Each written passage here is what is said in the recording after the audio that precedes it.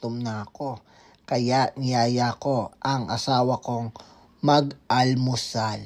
Tara na't bumiyahe na tayo papuntang kanto ng Area G para kumain ng mga tinda nila. Andaw, ganda ko talaga. Nakakainis talaga yung ganda ko.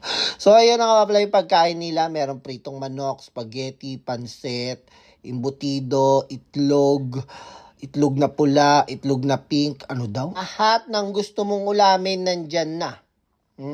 Buffet yan eh. Kuha ka lang ng kuha. Basta't bayaran mo lang. Haha.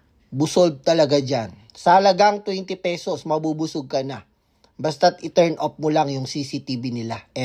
Then, pumunta na kami dyan sa 7-Eleven para bumili ng tubig.